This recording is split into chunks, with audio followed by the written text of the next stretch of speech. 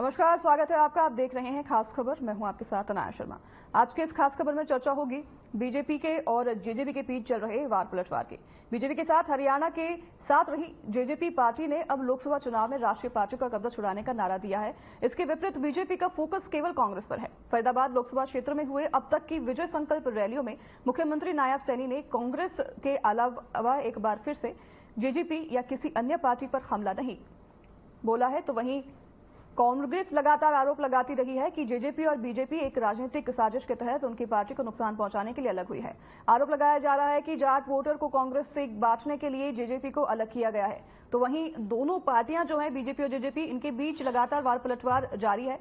तो वहीं आपको बता दें कि दोनों बहुत समय तक एक साथ रहे। अब हालांकि दोनों के बीच वार पलटवार शुरू हो गया है। हाल ही में दुष्यंत चौटाला के तीखे बयान पर पूर्व मुख्यमंत्री मनोहर लाल ने पलटवार किया है। हरियाणा में कई लोकसभा सीटों पर कांग्रेस प्रत्याशियों की सूची भी अभी तक जो है कांग्रेस की तरफ से जारी नहीं की है, तो ये भी एक बड़ा मुद्दा बताया जा रहा है। तो वहीं आपको बता दें कि अब ये भी जानकारी आ रही है कि अब नए सिरे से नामों पर मंथन हो सकता है कांग्रेस में, तो इसको लेकर भी लगातार बैठकें हो रही है। तो ये खास तमाम मुद्दे हैं जिनको लेकर आज हम चर्चा करेंगे।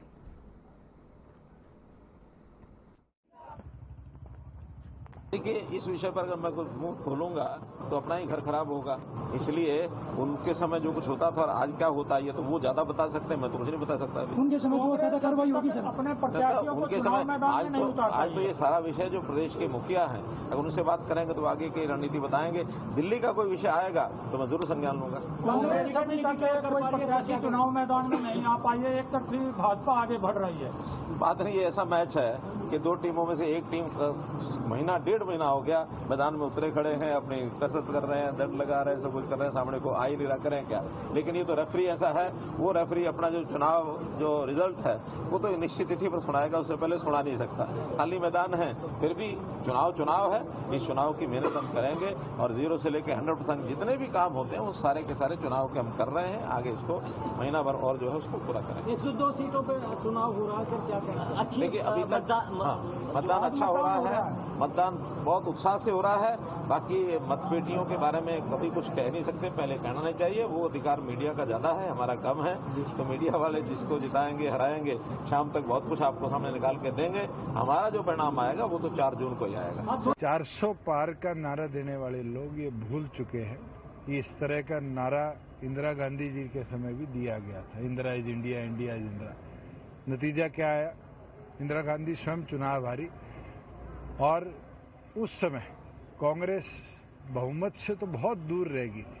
आज ये कहना 400 पार, मत के अधिकार के साथ जनता आने वाले दिनों में दर्शाएगी। आज राजस्थान में पहले चरण की पोलिंग रही है 12, और जो इनपुट आ रहे हैं 12 में से 4 या 5 सीट वहां भारतीय जनता पार्टी हार रही है।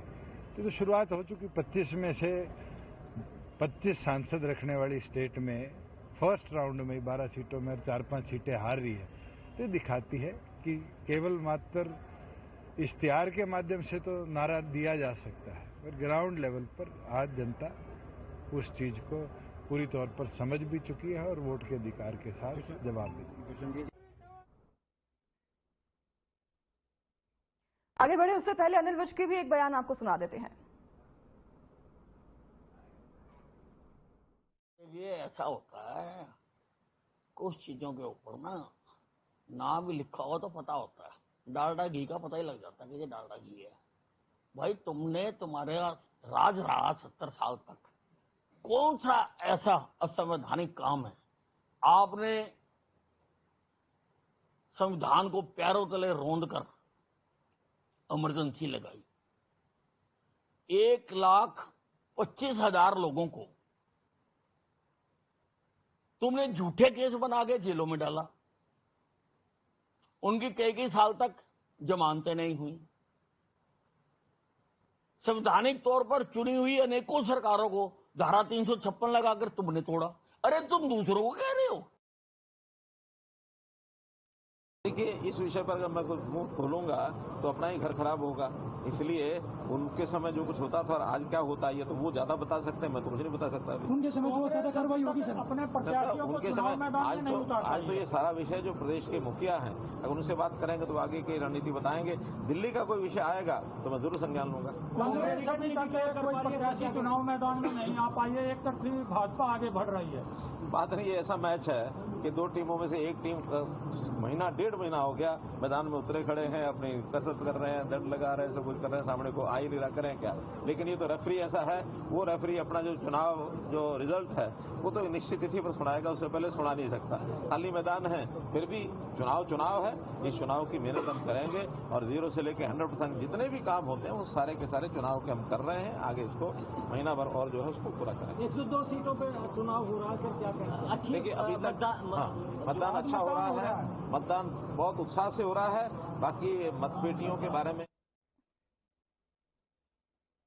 तो इन्हीं तमाम मुद्दों को लेकर हमारे संवाददाता विजेंद्र हमारे साथ जुड़ गए हैं और ग्राउंड से हमें लगातार अपडेट देंगे। विजेंद्र, आपका स्वागत है। और विजेंद्र, आपके आसपास कुछ लोग भी खड़े हैं, उनसे भी बात करिएगा और हम ये जानना चाहेंगे कि चुनाव को लेकर लोगों का क्या मूड बना हुआ है इस बार, लोगों की क्या राय है, क्या प्रतिक्रिया सामने आ रही है?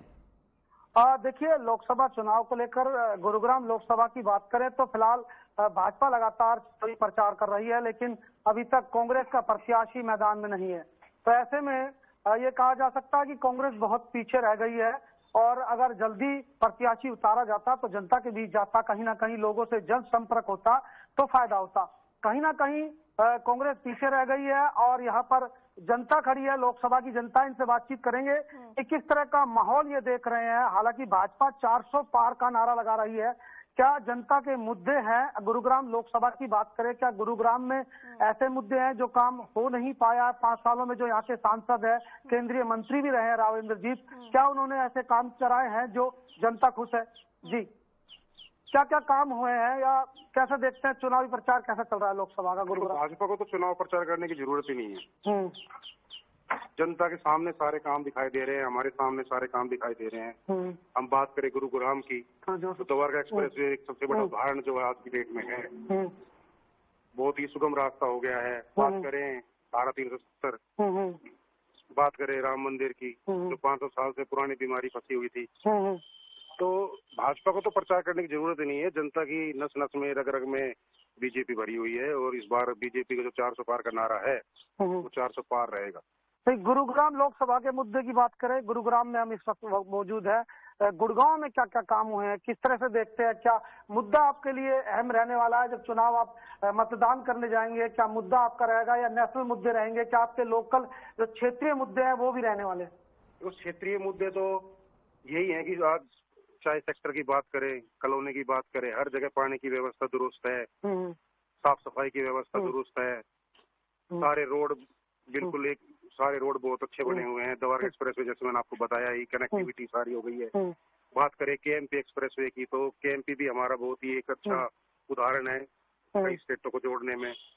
तो हमारे यहाँ पे मेट्रो का भी बहुत जल्दी प्रोजेक्ट आने वाला है। बात करें हम अपने रेलवे स्टेशन की, जो हमारा ओल्ड रेलवे स्टेशन है, जो ये बहुत ही काफी हालत इसकी डाउन थी, लेकिन अब उसका जो एक अमृत स्टेशन के नाम से मोदी जी ने इसका शिलान्यास किया है, ये भी बहुत जल्द बनकर तैयार है। चलिए, और भी हमारे साथ लोग मौजूद हैं। क्या आप युवा हैं, किस तरह से वोट करेंगे? क्या मुद्दे देखेंगे, नेशनल मुद्दों को लेकर वोट करेंगे या फिर यहाँ के जो स्थानीय मुद्दे हैं उसको लेकर वोट करेंगे आप? हाँ जी भाई साहब, किसको कैसे देखते हैं आप बताइए? ऐसा है, हम तो ये देखते हैं नेशनल मुद्दे। अच्छा, लोकसभा इलेक्शन में। अच्छा, क्षेत्रीय मुद्दे तो विधानसभा है जी, तो हम तो उसको लाएंगे जो राम को लाए हैं, उसी को लाएंगे। विकास को नहीं लाएंगे? विकास तो इनका पहला मुद्दा है ही बीजेपी का।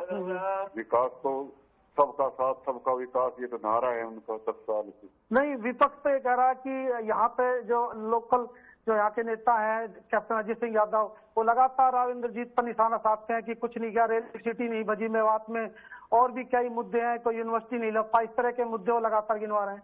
नहीं, हमारा एम्स आया है वार्डी में, वो भी अभी शिलान्यास हुआ है प्रधानमंत्री का माजरा में। हाँ, और ये हाईवे वगैरह बने हैं, द्वारका एक्सप्रेस वे है, सारे काम हुए हैं टाइम से। मतलब जो लोकल मुद्दे हैं, जैसे आप गुड़गांव में रहते हैं तो गुरुग्राम में जो हॉस्पिटल था उसको तोड़ दिएगा, 6 से 7 साल हो गए अभी तक नहीं बना है गुरुग्राम का हॉस्पिटल। और गुरुग्राम की आबादी 25 से 30 लाख से भी ज्यादा बढ़ गई है, 35 लगभग लाख की हो गई है। ऐसे में सरकारी अस्पताल की जरूरत है क्योंकि आम लोगों की मांग है। देखो ऐसा है, कुछ मुद्दे हैं जो बकाया हैं, लेकिन मोदी जी को ऊपर सबको विश्वास है, उनकी गारंटी पे विश्वास है। तो इसमें तो हम राष्ट्रीय मुद्दों पे ही वोट देंगे लोकसभा में। 400 पार का नारा दे रही है भाजपा की, 400 पार होगी। क्या लग रहा है हरियाणा की बात करें, हरियाणा में कैसा माहौल देख रहा है? हरियाणा में 10 की 10 सीटें हैं पूरी, मतलब भाजपा 10 सीटें जीतेगी। 10 की 10 सीटें जीतेगी। बिल्कुल। देखिए लोग नेशनल लेवल की बात कर रहे हैं कि जो नेशनल लेवल के मुद्दे हैं, चाहे धारा 377 का मुद्दा है, राम मंदिर का मुद्दा है और अन्य मुद्दे हैं, तो उसको लेकर वोट की बात कर रहे हैं। लेकिन गुरुग्राम लोकसभा में जो समीकरण है, मैं आपको बता दूं कि जेजेपी ने भी अपना उम्मीदवार उतार दिया है, बॉलीवुड सिंगर राहुल यादव को उतारा है, फाजिलपुरिया को, और वो भी चुनावी मैदान में है। लेकिन फिलहाल कांग्रेस का अभी प्रत्याशी कैंडिडेट डिसाइड नहीं हुआ है। उसके बाद भी ये जो कंपटीशन है, ये जो रण है, के जो प्रत्याशी अभी तक नहीं जो है घोषित किए गए हैं कांग्रेस की तरफ से, अभी तक उनकी जो लिस्ट है जारी नहीं की गई है, क्या इसका खासा नुकसान देखा जा सकता है? क्योंकि जनता के बीच बीजेपी के जो प्रत्याशी हैं वो लगातार पहुंच रहे हैं, अपना प्रचार भी कर रहे हैं, और हम देख भी पा रहे हैं जिस तरह से आप लोगों से बात कर रहे हैं कि उनके नाम पर जो मुंह पर जो है एक ही नाम है, बीजेपी। और कांग्रेस के नेता अगर जो है प्रत्याशी इनके बीच नहीं पहुंचते हैं तो ये उनके लिए खामियाजा हो सकता है। बिल्कुल। कैसे देखते हैं आपकी कांग्रेस का प्रत्याशी अभी तक मैदान में नहीं आया, भाजपा ने अपना उम्मीदवार कर दिया है, लगातार प्रचार, चुनावी प्रचार चल रहा है, इसका क्या नुकसान देखते हैं कि कांग्रेस अगर प्रत्याशी उतारा? अभी तक कांग्रेस तो हार मान चुकी है, तभी तो प्रत्याशी नहीं उतारा है। अच्छा, टक्कर में ही नहीं है। टक्कर में नहीं है। अभी प्रत्याशी कांग्रेस फूक कर कदम रख रही है, उसके बाद प्रत्याशी उतारेगी। जातीय समीकरण भी देख रही है कांग्रेस, राजबब्बर का नाम चल रहा था, कैप्टन अजीत सिंह यादव का नाम चल रहा था, जल्दी उतारने की बात कर रही है। क्या लगता है इन दोनों में से अगर किसी को टिकट मिलती है तो क्या मुकाबला कैसे रहने वाला है? देखिए, चुनाव लड़ना हर प्रत्याशी का फर्ज भी है, हर पार्टी का अधिकार भी है संविधान में। तो मेरा मानना तो ये है कि वो अपनी हार मान चुकी है, इसलिए अभी तक उन्होंने कोई प्रत्याशी नहीं उतारा। इनके अहम मुद्दे कौन से हैं उनसे पूछिएगा, कौन से अहम मुद्दे हैं जिनको लेकर इस बार चुनाव में वोट डालने जाएंगे? बिल्कुल। कौन कौन से ऐसे मुद्दे हैं जिसको लेकर आप चुनाव में वोट करेंगे? मैंने आपको बताया ना कि जैसे हमारे, अगर आपने क्षेत्रीय विकास की बात करें तो हमने बताया द्वारका एक्सप्रेसवे का उद्घाटन है, द्वारका एक्सप्रेसवे जो हमारा स्टार्ट हुआ है वो है। और अपना जो आज की डेट में हरियाणा में जो है बिना पर्ची बिना खर्चे के जो आज हमारे बच्चों का सिलेक्शन हो रहा है, वो भी एक अहम मुद्दा है। अच्छा। और हम आज कोई भी कंप्लेंट शिकायत अगर हम लेके जाते हैं तो हमारे अधिकारी भी सुनते हैं जी। तो हमारे सारे काम अच्छे चल रहे हैं बीजेपी सरकार। चलिए ठीक है विजेंद्र, आपको रोकना चाहूंगी यहाँ पर, आपके पास फिर से लौटूंगी, बने रहिए इन सभी के साथ। हमारे साथ हमारे मेहमान भी जुड़ गए, उन सबका आपको इंट्रोडक्शन दे देती हूँ। हमारे साथ रवि रोहिला जुड़ गए हैं, बीजेपी प्रवक्ता, और हमारे साथ विभा पांडे जुड़ गई हैं, जेजेपी प्रवक्ता। मनीष खटाना हमारे साथ जुड़ गए हैं कांग्रेस से, हमारे प्रवक्ता। राजवीर जी, हम आपके पास सबसे पहले आएंगे और आपसे ये मैं पूछना चाहूंगी, अभी फिलहाल ही जो दुष्यंत चौटाला है उन्होंने बयान दिया है, बड़ा बयान दिया है कि बीजेपी जो 400 पार का दावा कर रही है वो खोखला दावा है और बीजेपी यहां तक पहुंच ही नहीं पाएगी। जी नमस्ते। जी नमस्कार। दुष्यंत चौटाला पैदल हो रखे हैं तो कुछ भी बोलने क्या फर्क पड़ता है, जनता उनको सीरियस कहा ले रही है, ठीक है ना। बहुत बड़ा बयान है। कुछ समय पहले आप दोनों गठबंधन में थे और अब जैसे ही गठबंधन टूटा है उनकी तरफ से ये बयानबाजी आना कि हमारा गठबंधन सिर्फ सरकार चलाने को लेकर था। सरकार का 4.5 साल का कार्यकाल पूरा हुआ है, वो अपने घर अपनी सरकार चला रही है, एक बात।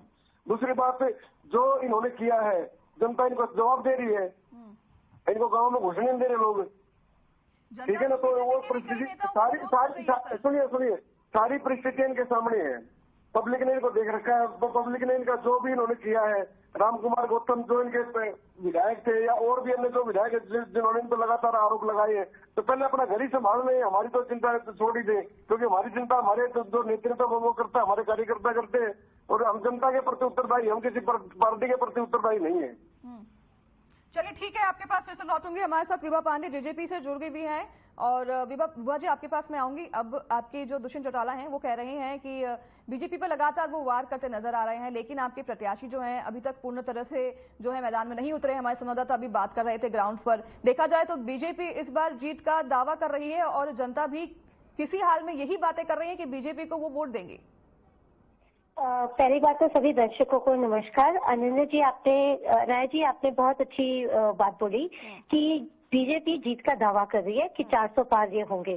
तो मैं कहती हूँ कांग्रेस ने 70 साल गरीबी हटाओ का नारा दिया था, बीजेपी का भी अगले 70 साल तक 400 पार का नारा ही रहेगा। आप ये देख लेना, जनता बता रही है। 70 साल बीजेपी रहेगी सत्ता में।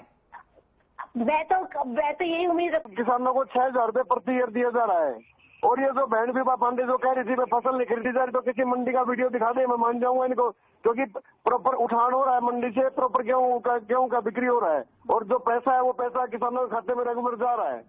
ठीक है ना। तो ये जब तक दुष्यंत चौटाला जी आपकी सरकार में थे कोई विरोध नहीं हो रहा था, जब से जेजेपी और बीजेपी का गठबंधन टूटा है तब से विरोध होना शुरू हो गया है बीजेपी के लिए। डिलीवर किया है, उनके 10 MLA थे, वो क्या करेंगे बताओ मुझे, क्या करेंगे वो अगर ऐसे थे तो क्या उनसे क्यों ना करवाया इन्होंने, क्योंकि वो हमारा एजेंडा 3000 हमने कांग्रेस के द्वारा राजवीर जी कि 400 जो आरडीएक्स का 400 करोड़ आरडीएक्स जो थे जिसमें 40 हमारे जवान मारे गए थे उसका अभी तक पता नहीं लगा पाई। बीजेपी कांग्रेस की तरफ से आरोप लगाया आप पे। वो एक संवेदनशील मुद्दा है, उस पर मैं कुछ बात नहीं करना चाहूंगा, क्योंकि वो कानूनी हमारी जो सुरक्षा का मसला है उसमें कोई मैं उसके लिए अधिकृत नहीं हूँ उस पर बात करने के लिए। लेकिन मैं अपनी सरकार की जो हमारी सरकार ने 10 साल में किया मैं उसके लिए आपको बता सकता हूँ क्या क्या किया हमारी सरकार में। ठीक है। राम मंदिर का निर्माण हुआ है, जो 500 साल से वेटिंग में थे, जो ताट में बैठते थे श्री राम जी, तो वो किसकी सरकार में हुआ? हमारी सरकार में हुआ है ना। सीएए नई शिक्षा नीति धारा 370 हटाई हमने। 3 तलाक का जो दंश जो हमारी बहनें मुस्लिम बहनें झेल रही थी उससे मुक्ति दिलवाई है। ऐसे बहुत से काम है, मैं गिनवाने लगूंगा तो पूरा समय खत्म हो जाए। लेकिन बेसिक बात यह है कि कांग्रेस के पास ना नेता है ना नीति है। हर कांग्रेस नेता एक दूसरे को ठिकाने लगाने के लिए लगा हुआ है और इसीलिए इनकी जो टिकटें वो घोषित नहीं हो पा रही है। ठीक है ना। सभी कहते हैं भाई, मतलब हुड्डा साहब कहते हैं मैं चुनाव नहीं लड़ूंगा, अजय सिंह यादव कहते हैं मैंने तो नाम ही नहीं भेजा, कुमारी शैलजा कहती है मैं विधानसभा लड़ूंगा। सब यहाँ पर रोकना चाहूंगी, हमारे पास समय की पाबंदी है, इसलिए आप सभी का बहुत बहुत धन्यवाद हमारे साथ इस चर्चा पर जुड़ने के लिए। और फिलहाल इस कार्यक्रम में हमारे साथ बस इतना ही, आपसे लेंगे विदा। नमस्कार।